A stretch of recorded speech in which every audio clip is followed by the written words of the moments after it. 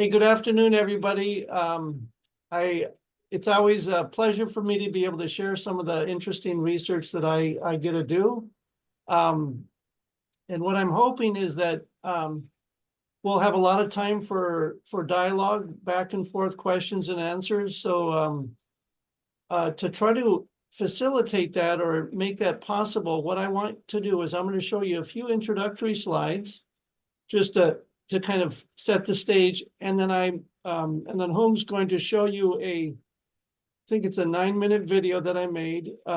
There's also a version of it in Spanish if you want to see that, but the version that will be shown off of Home's computer will be the one in English. But on YouTube, there's a version in Spanish that you could see as well. And then I'd like to have us have a lot of dialogue because I know for myself, that's often one of the more interesting parts and exciting parts of a presentation is when I can ask questions. So let me start. Let's see, how do I advance my slide there?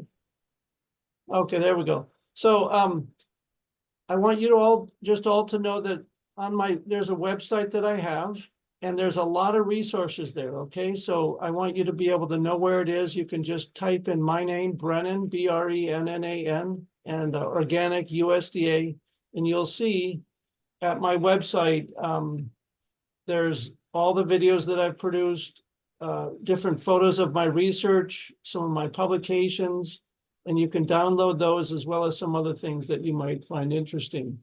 So today we're going to be talking about cover crops and how they can reduce runoff, or also reduce the amount of soil erosion that's coming off in runoff.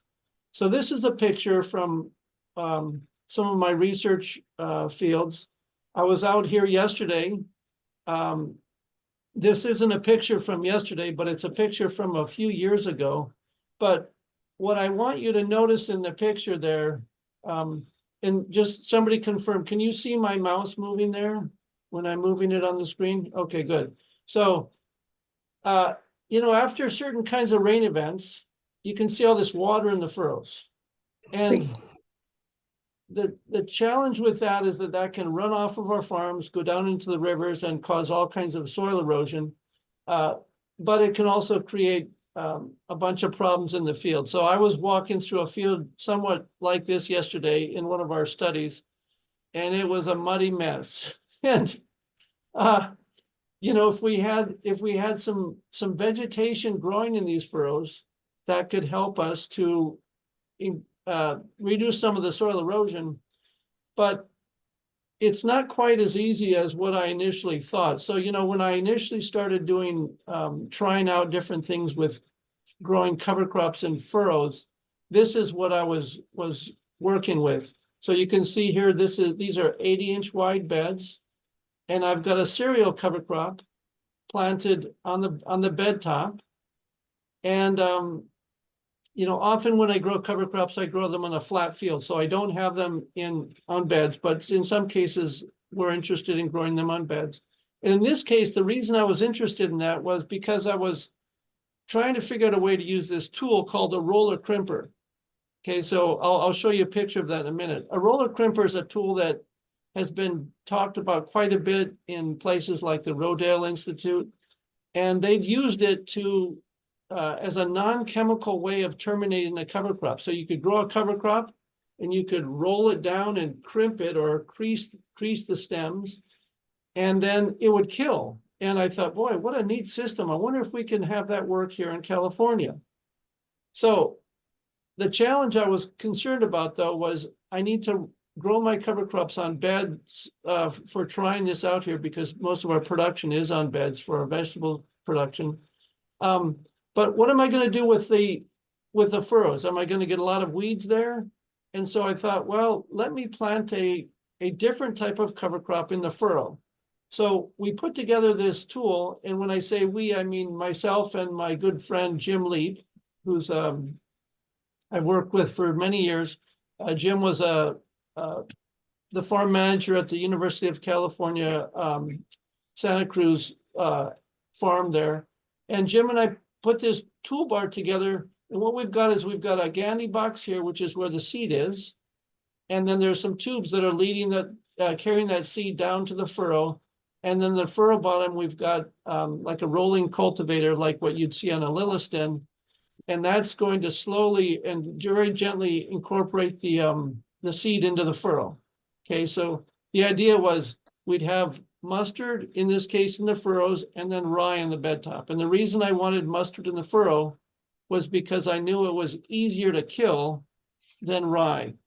Okay, because you can drive across mustard and it will pretty much kill it, whereas rye you can't do that. So so this is just a little closer up. You can see here. So we're going through the furrow. We're stirring up the furrow bottom a bit there, and the seed is coming down in this tube and then going into the furrow bottom, and it results in something that looks a little bit like this. So you've got our mustard in the furrow bottoms and then our rye in the bed top. So it seemed like, oh, this is growing great. All we got to do now is bring in our roller crimper and we'll have a perfect system. Well, things aren't always easy in the way you expect them. And so this is the field a little bit later. And what you can see is the rye is at a perfect stage at what I thought for rolling it down. And I've got these markers where the furrow is, and that's where the mustard was. So I thought, oh, this is a piece of cake. All I got to do is drive in those furrows. The tractor wheels will crush the mustard and kill it. And then my roller crimper will kill the rye in the bed top. So here you can see the tractor is sitting in the furrows there, and we're rolling. Here's the roller crimper on the front of it, and we're rolling down the rye. It all seemed like it was just going to work so nicely, and I wondered, boy, this could transform our systems here. Well, unfortunately, it was a weedy mess. So the reason I'm telling you this is there's a lot of interest in this roller crimper, but we have not found that it works well here in California. And this was back in like 2000, I think it was like 2010 or so. Now, several small scale farmers and medium and larger scale farmers have tried the roller crimper here in California, and they've had similar frustrating experiences with it. So it doesn't work very well to kill a cover crop. That was kind of my first try with growing cover crops in a furrow, and it's not one that I would recommend. Okay, so I don't want you to do that. But what has worked very well, and which I've done for more than 10 years now, is a different system. And that's where we're growing cover crops in the furrows between plastic mulch covered beds. And this picture shows why this system, or one aspect of why this system works well. And I'll get into all the video will get into the details, but you can see there's a furrow right here on this side, which is bare. There's no cover crop there.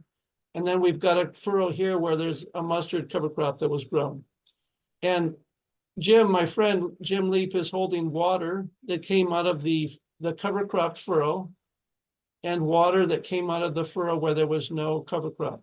And it should be pretty obvious. The water that came out of where we had the cover crop is much clearer than the water where the cover crop was not grown.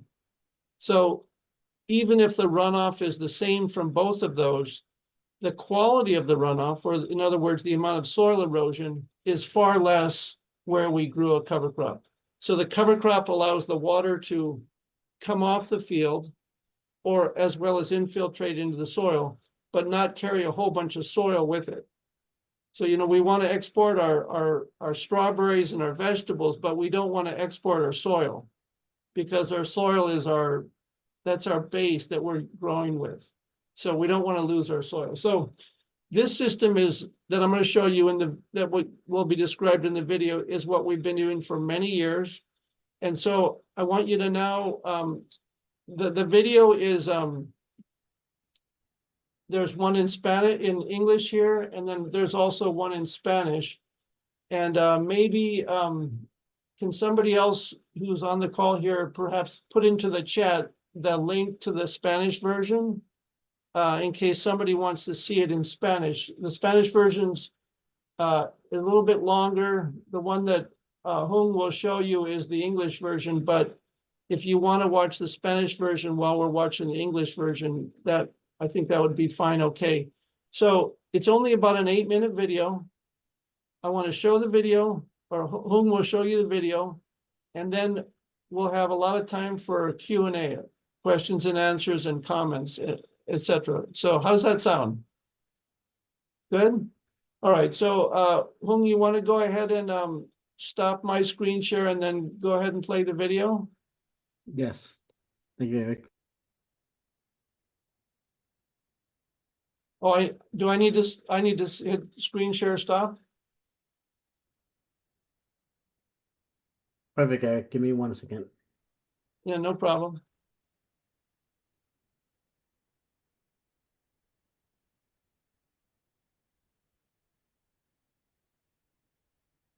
Can you give me a thumb up if you can hear the video once I play? California produces more than 80% of the strawberries in the United States, and these systems rely on plastic mulch covered beds that provide many benefits like saving water and suppressing weeds.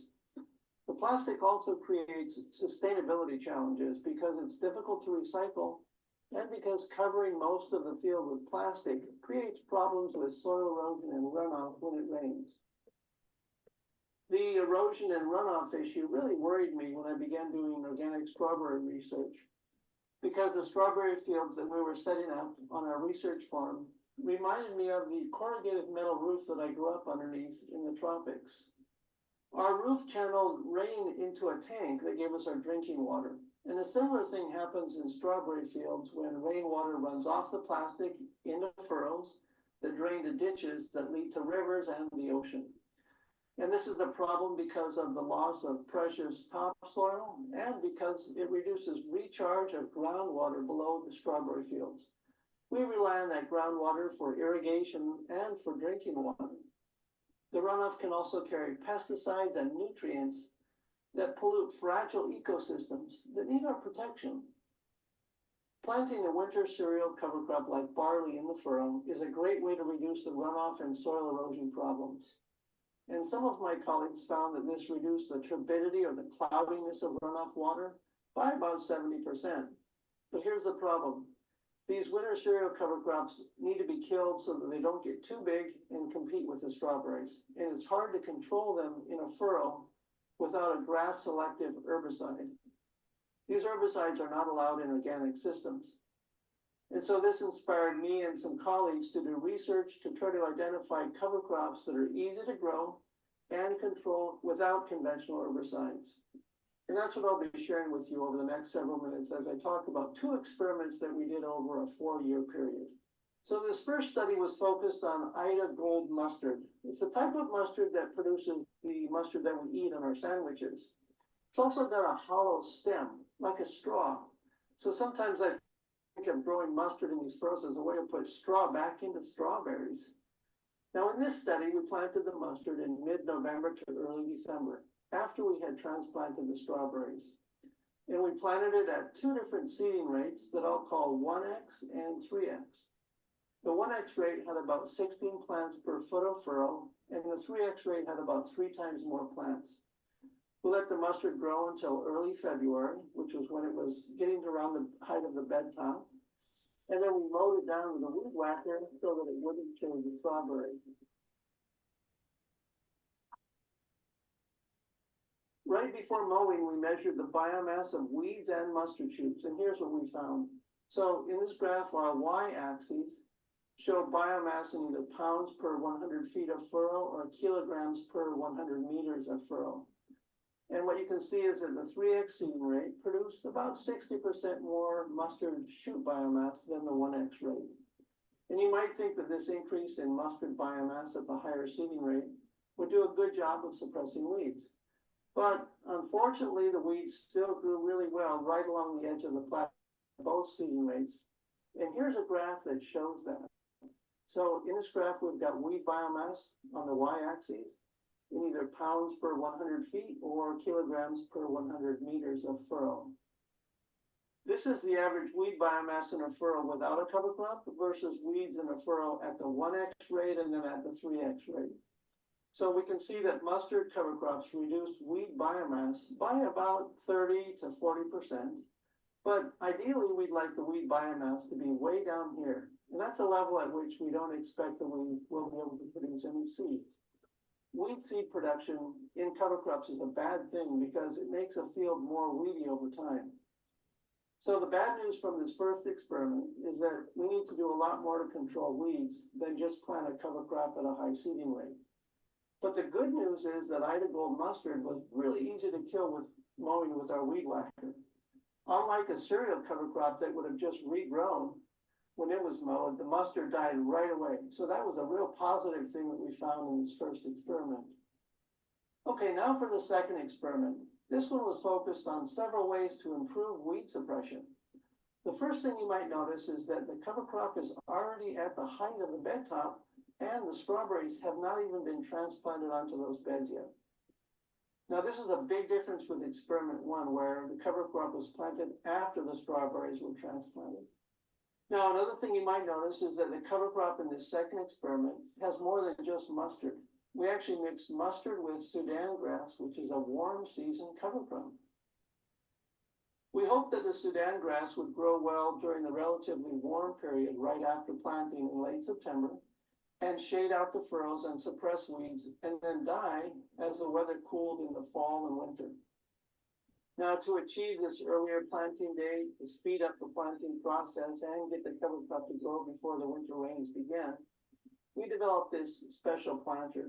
It allows us to plant the furrows of about 1 acre of strawberries in 1 hour and lay a temporary line of drip tape in the furrow at the same time. We were then able to apply just a little bit of water to germinate the cover crop and weeds in the furrow. And then we quickly hand weeded these bare areas near the plastic using this novel hoe that I developed specifically for use near plastic.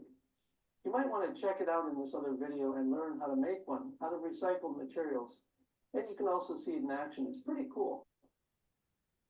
You might notice that the cover crop looks thicker on this side of the bed. In this second experiment, we compared the same seeding rate planted in 1 line versus in 3 line.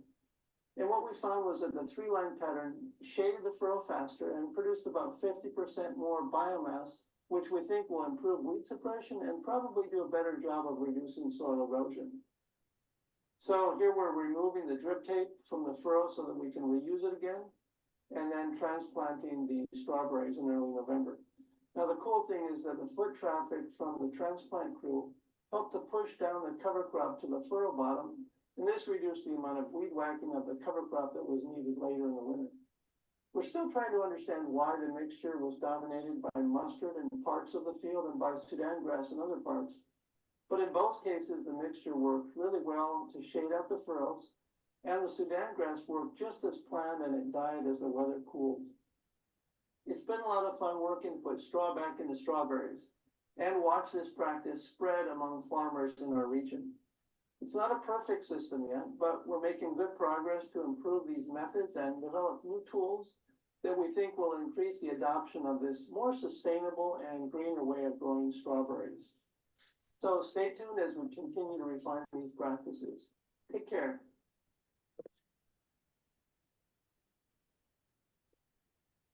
Thank you, Okay, Eric. I'm so, gonna stop sharing and let you take it from there. okay, sounds good. So I need to share my PowerPoint screen again. Okay, can you see my screen again? Okay, Yes, we great. can. Awesome.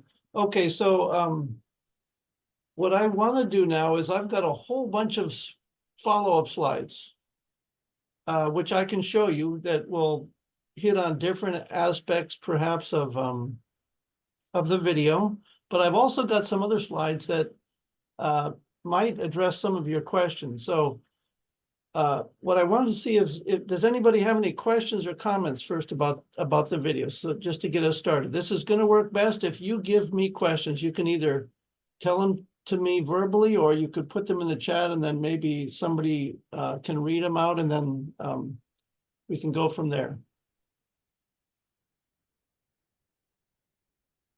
Yes, Eric, this is Martine. Oh, hey, Martine. Hi.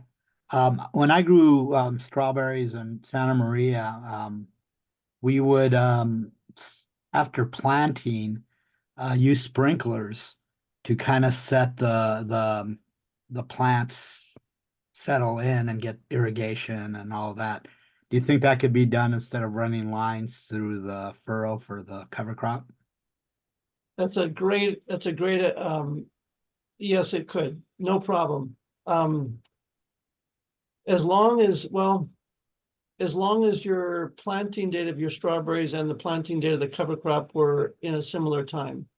So the challenge that we have sometimes here in Salinas, which I know that's a little bit different than in Santa Maria, is that just say we planted the cover crops in the furrows, and I'll give you let me show you an example here. Let me move to my next slide, hang on. Is that not moving? Okay, so let's just say, here's, this is just a picture that shows the cover crops in the furrow soon after planting. So one thing I recommend is to plant early and use drip, but at that point, the strawberries aren't even planted. So, and the reason I'm suggesting that is sometimes the time we plant our strawberries here in Salinas is not usually until like the first week of November or after that.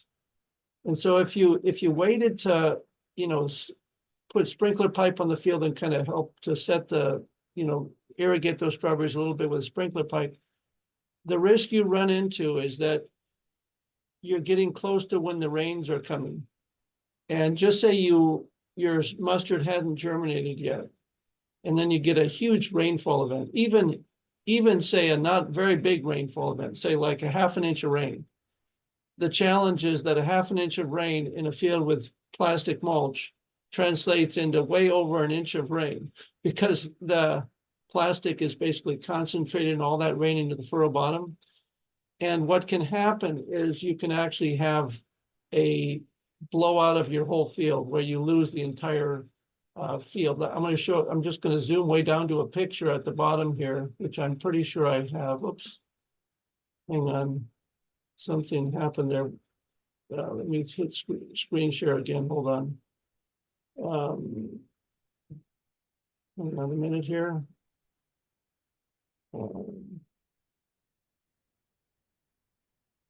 Okay, so let me zoom back way down to the bottom.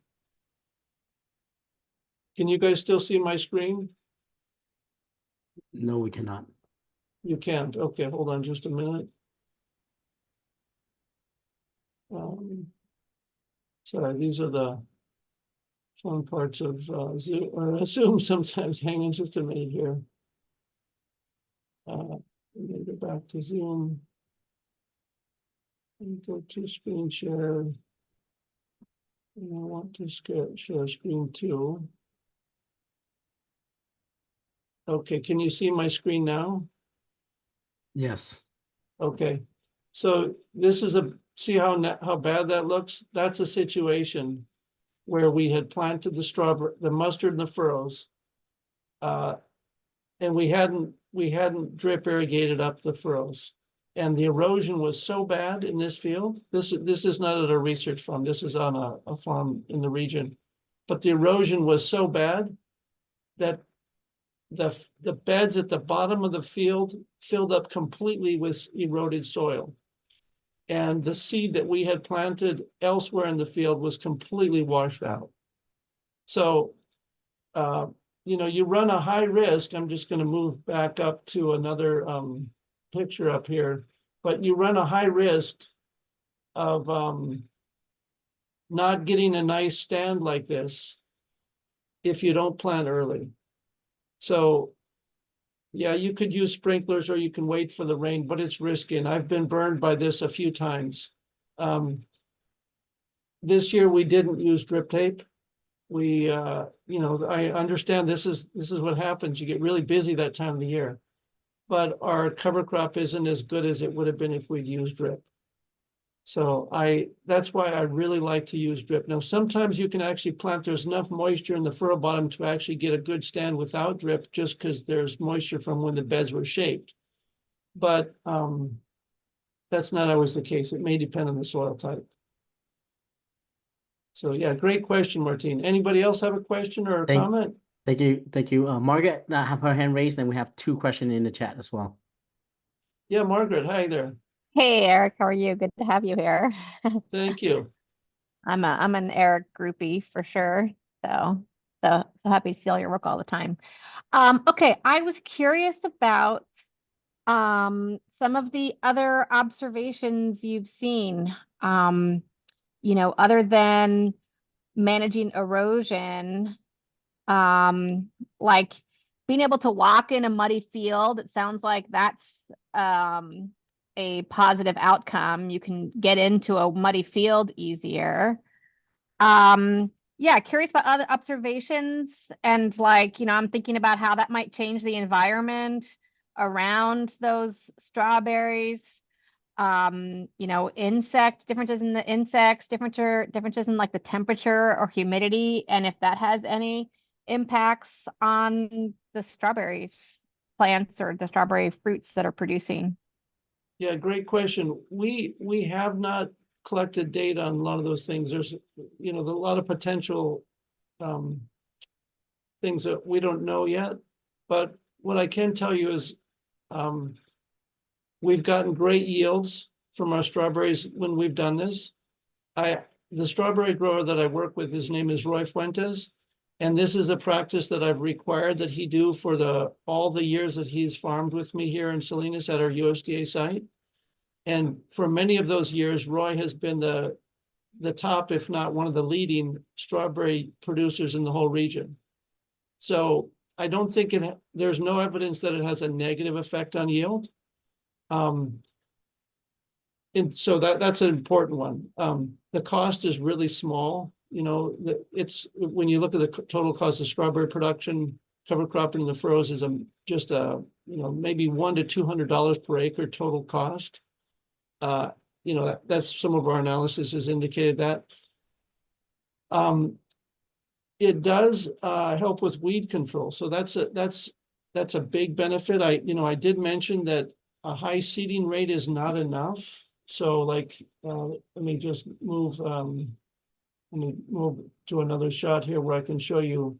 So here's a picture where we've got strawberry. This is 3 lines of mustard planted in the furrow bottom versus 1 line. And the planter that we use allows us to do those 3 options. So in this one, the seed is spread out a little more. In this one, it's just all concentrated in 1 line. It helps with weed control, but we still like to come in here and clean up the edges with a hoe. And so, sometimes weed control in strawberries can be very expensive, especially, if you've got a lot of weeds coming through here. The cover crop is helping to suppress those weeds. Now, you have to pay a little bit for that though, because you have to control the cover crop, right?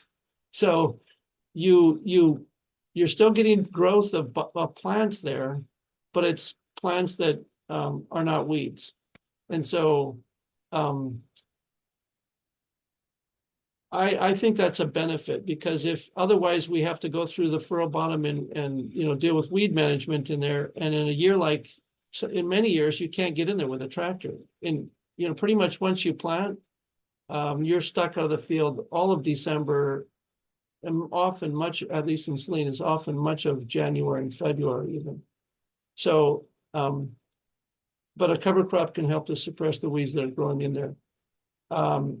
In terms of insects, we haven't seen any increased problems like with mites or anything like that. So to me, I don't see a lot of negatives. You do have to manage it though. So reduced runoff is good. It is taking up nitrogen that could potentially leach out of the system or be carried off in runoff. Does the cover crop increase our yields? I don't think we have evidence to say that it does in the short term. but I try to think long-term. So like, we're saving our soil. And so, you know, many, many, many years down the line, that's positive, right? Anyway, that's sort of an answer to that. Now, I will say one thing, Margaret, though, you raised this good question about changing the environment. You have to be careful with the cover crop so that it doesn't shade the strawberries. If it starts to shade the strawberries, you could have some yield reductions. And let me show you a picture. So like, you know, one thing I've been trying to develop are some tools that can help with this. And one of them is this mower, which we developed. It's basically it's a home lawnmower, which we put some kayak trailer tires onto. It's very lightweight, and it basically gives the cover crop like a flat top haircut. And what's awesome about this is that we can go into a cover crop that's, you know, a foot above the furrow, and rather than having to go in there with a weed whacker and worry about hitting the plastic, this mower just flies along there. You can walk through, like, there's standing water in there sometimes when I'm walking through with the mower, and I can mow that off really nicely, and it suppresses the cover crop, but it keeps the cover crop there, so that just say we get another big amount of rain next week, it's still there, and it's still going to help with reducing and runoff. And I don't have data on this, but I'm also positive, or I speculate that it's drying out the furrow bottom. So it allows us to quite likely get back into the field sooner than if we didn't have a cover crop there. And it just makes sense because you've got something that's, you know, going through evapotranspiration, it's taking up water. That water's coming from the furrow bottom. So that's a tool that we've found helpful. If you don't have one of those, this is just a real simple one. We just take a berry knife, a sickle, put it on the end of a long stick, and then we come into the furrow bottom, and you can just cut it back that way as well. Just to kind of set the cover crop back so that it's not shading out the strawberry furrow, because you don't want to have shade on that furrow. I mean, on the bed top. Yeah, great question. Thanks. Thank You're you. welcome. We have a couple of questions in the chat. Stephanie asks, she's curious to know how the cover crop affect the microclimate in the field. Was there any hot weather during this time? And if so, how did the field with the cover crop fare compare with the field without cover crops? I haven't done it on a whole field basis, so I can't answer that question. But I think, you know, the fact that we're not having issues with yield is a good indication that it's not having a negative effect. So yes, and I kind of addressed some of that question when I answered Margaret's question a minute ago. Darlene have another question. I'm curious if you did any soil analysis prior to planting the mustard and Sudan grass in the second experiment to try to explain the predominance of one over the others in certain areas. We didn't. That would have been good to do, but sometimes you forget to do these things. So, yeah, my gut feeling is that where the Sudan grass, was mustard and Sudan grass, when they grow together, Sudan grass is usually not near as competitive as mustard is. And so, perhaps there were nutrient differences that caused the mustard to not do as well as the Sudan, but I really don't know that. So I don't want to mislead you. Yeah. I will say we are not using Sudan grass in our mustard. Do that. No. Do you These are all yeah. these are all good questions, but we haven't actually answered a lot of those in our research on this. Do you incorporate the cover crop as green manure as well? Awesome. I got a picture to show you that. Yes. So for example, what we do is that first thing we try to do is we cut the cover crop back. So let me back up here. So we use either this hand, you could use a weed whacker, or you could use a sickle like this, or you could use this mower. After we've done that, we come into the beds, with this tool that's got a little rototiller. So it's got a mini rototiller that goes in each furrow bottom. And the field's got to be pretty dry to do this. You can't get in there when it's wet.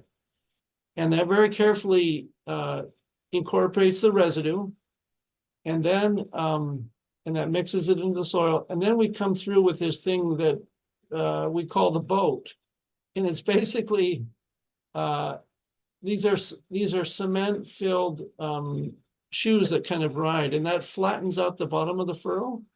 Let's see, there's, so that it looks kind of like this afterwards. You can see there, but not always that much residue. So, you know, essentially having a little bit of a tool that can incorporate the cover crop is really helpful. And then something that can smooth out the furrow is good. Now, one of the beauties of mustard, and this is why mustard works so well, is that mustard is not, its stems break. It's not ropey. You know, it's not going to tangle around the, it's not going to tangle around the tines of this rototiller. Like if you had a grass in there like oats or barley or rye, it's a mess because it's those cover crops are really, they have long fibers and they tend to tangle things up. Whereas mustard, when you cut it, it just snaps and it snaps into small pieces. So, you know, if you look at this picture here, you can see the pieces of mustard are, they're not very long. And that's really what you want, is things that break quickly and don't become a problem with management. You also want something that, you know, when this boat goes through there, is going to smooth out the bottom of that furrow, so that when the harvest crew is going through there, they don't trip over things, because that's an important thing. You want to make it so that it's easy for the harvesters to go through there, and they can easily have their strawberry carts go down there, and they don't have any tripping hazards. Yeah, more questions. Thank you. We have one more question. Well, a lot more question. Camilo asked, any thoughts on low growing plants that could serve some of the purpose without growing taller than the beds? Sometimes I think that purslane would be ideal cover crop between plastic beds. So I touched a little bit on some of that. This mustard variety, or Pacific Gold is another mustard that doesn't grow as tall and as fast. That's one that can work well. We've also tried buckwheat, but buckwheat is not a winter cover crop. It tends to kill, you know, when it gets colder. It hasn't worked that great. I've thought about things like clovers. The problem always is, can I easily kill it?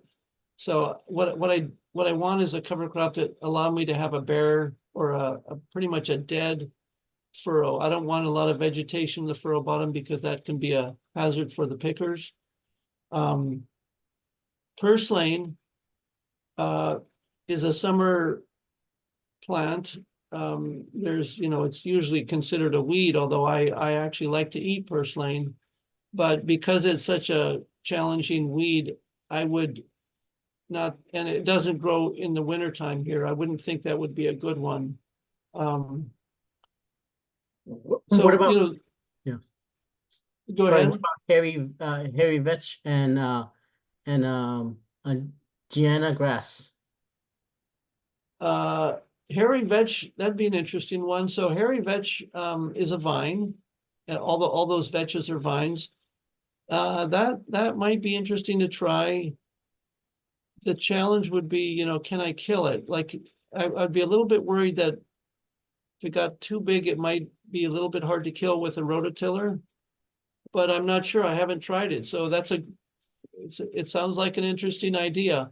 You know, one thing is that would add some nitrogen to the system, which we probably don't want always.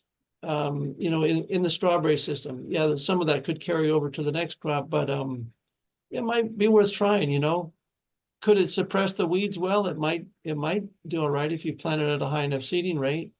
So I have not tried that yet. You could give it a shot and see what you think. Thank you, Eric. Yeah. Have a couple more questions. Were there any concern about increase in pest problem with the cover crop? Did you observe any difference in pest or biocontrol? We haven't seen any problems. You know, my biggest concerns initially were, mites, lygus bugs, things like that, but we have not had, we haven't seen any evidence that the cover crop increases those. There was this insect called the Bagrata bug, which attacks mustards and all those brassicas. That kind of was a bit of a challenge at attacking our cover crop early on, many years back, but it's kind of disappeared now. We don't see that insect around anymore. But that one does not become a pest of strawberries. So I was worried that it might take out mustard, but it doesn't have an effect on strawberries. So I haven't seen any negative effects. This is an issue that we probably need to look more at, though, to see if there's some beneficial, insect that are beneficial insects that are improved by the use of furrow cover cropping. Thank you, Eric. Ramiro also mentioned something similar online. He said, thank you for the great presentation and thank you for the translator. Ramiro is a student with Alba, and he's for the first question is, the mustard cover, apart from erosion, does it have benefit for some pests that help us combat disease in strawberry? So does it attract any beneficial insects for the mustard?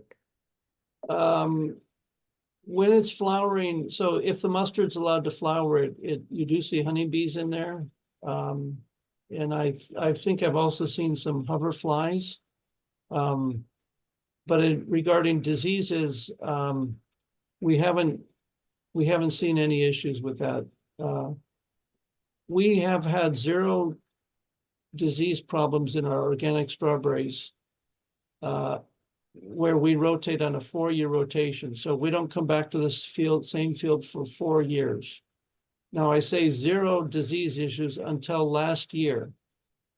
Last year, I don't know what happened, but we got wiped out.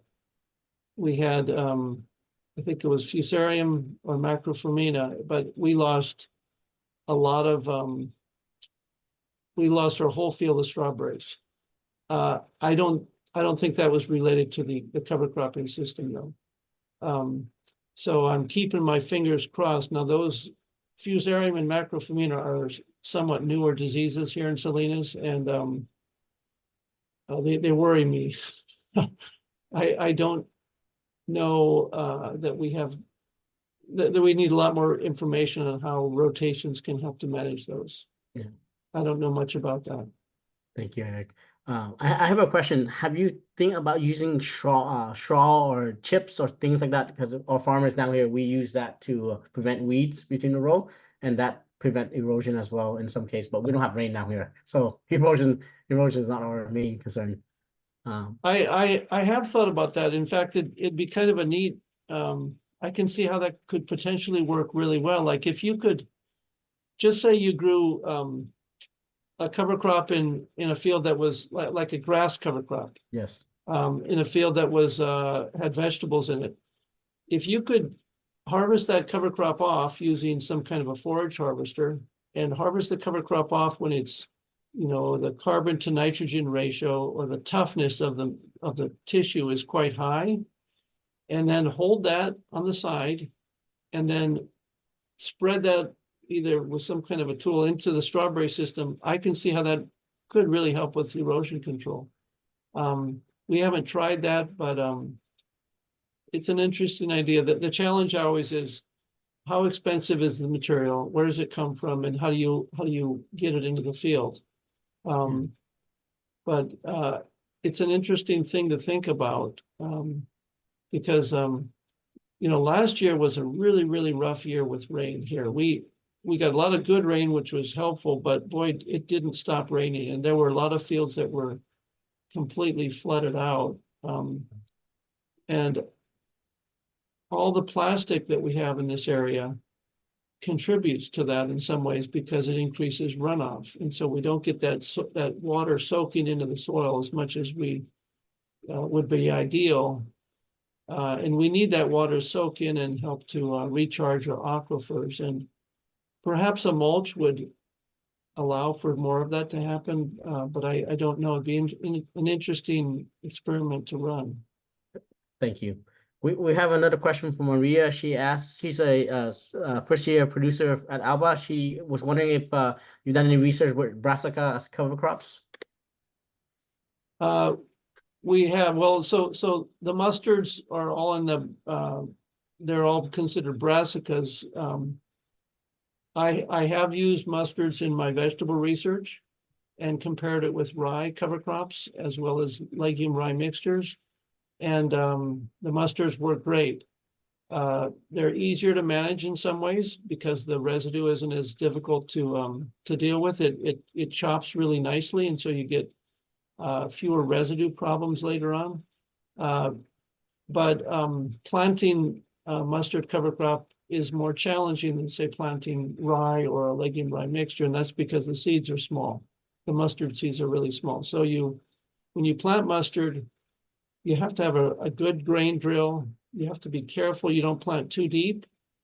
But you can get a really nice stand if you're careful. And mustards do a really good job of taking up leftover nitrogen, just like a rye cover crop does. So I found them to work really well in vegetable rotations. Thank you, Eric. We have another question that I skipped from Christina. She said, as far as killing the cover crops, is a pass with a tractor tires enough, or is there some regrowth? Can you give us more information about the killing process?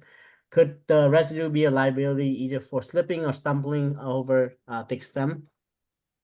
Yeah, so mustard does kill pretty easily. So, but usually before, so a tractor wheel will often, what I like about that hollow stemmed variety is that, or species, is that when you drive over with the tractor, it pretty much crushes it and will kill it. The problem is that we generally have to go in and cut the cover crop back before we can drive on it. So, you have to go in with some kind of a, either, one of these hand tools or a weed whacker or a mower or something to set it back. But just say you went through with a mower like this, and then you didn't have a rototiller like this one. You could just drive back and forth over the mustard several times as soon as the field. I'm trying to back up here. Hang on. So just say, like in this picture, you've gone through, we've mowed it back. As soon as you can get in there with a tractor, you could just drive back and forth many, many times, and that should kill a lot of the mustard. Then you probably still have to get in there with some and do some handwork to kill some that are, not quite being crushed by the tractor wheels. But the beauty of mustard is it is relatively easy to kill. I've tried grasses, and it was a nightmare trying to kill a grass. I mean, you cut it and it just grows back again. You cut it, it's just again and again and again. It's like you're mowing a lawn, basically. That's right. That's right. We have a question from Raza. He said he has hemlock weed on his farm. Any suggestion on how to remove hemlock weeds? I'm not sure about that one. So I don't want to, yeah, sorry. I wish I could help you, but I don't know that weed very well. We are about almost to 1. If you have any more questions, feel free to unmute yourself or put into the chat. Also, feel free to shoot Eric an email. I will put Eric's contact in the chat room. In the meantime, we have an evaluation for the workshop. Please take a minute to fill that out. And Hung, did you put in the chat also the link to the video in Spanish? Correct, yes. Our staff put it in Spanish, and we have the one in English in there as well. Yeah, awesome. No, it's exciting to get a lot of questions, especially I really appreciate, I always enjoy working with the farmers at Alba. So, they've been some of the pioneers in adopting this method. I think there's a time coming in the future where hopefully a lot more farmers that are growing things between plastic will be cover cropping, because it just makes sense. I have a question, Eric. Yeah, About the timing of termination, like, do you think there's like kind of a huge window in which you could get the benefits but terminate? Like, could you terminate when they're younger and still get some of the benefits? Or I'm just imagining juggling like logistics, or if it takes a long time for someone to do this by hand or something like that. Just what's the flexibility in the termination and still getting the benefits? I think there's a lot of flexibility and, Yeah, yeah, so what you don't want to have happen is you don't want it to get too tall and shade out the strawberries. But just say you can't get in there and, so what I tend to do is I want to get a good stand. After I get a good stand, I want to get nice growth. Once it starts getting near the top of the bed, you could go through there, and just walk on it to push it down, to kind of set it back a little bit. And then as you have time, start dealing with killing it, either with a weed whacker or with one of these hand tools. The good thing is, as long as it's not growing up and shading out the strawberries, there's really not any issue. So like, for example, about 2 weeks ago, our mustard cover crops were starting to get a little bit above the bed top. We knew there was a whole bunch of rain coming in. And so my colleagues, the strawberry farmer I work with here, Roy Fuentes at a research farm, he had his crew come in and just kind of chop it back a little bit by hand and step on it and push it down. That gives us some time now. So now we don't have to worry about it for the next few weeks while it's rainy. It's there's a lot of standing water in the furrows. So we're kind of okay. And that's what I like about this mower is that it sets it back, but it doesn't kill it because you still have about this much growth that's still alive there. And it will send out a few shoots in the bottom, but it's not going to send out a lot. So there is a lot of flexibility, I think, with it. like here in the Sacramento Valley, starting in like January, like in that January to March timeframe, people are starting to like go in there and cut off runners and remove some flowers. Is that happening for you guys too? Is that like, because there's kind of activities happening in here during that time frame, so I can imagine people, starting to walk on it during those months. Yeah, so we're often going in and doing the hand weeding right around where each transplant is. And so I think actually the cover crops help with that because it's not as mucky and muddy because you can step on the cover crops and walk through there.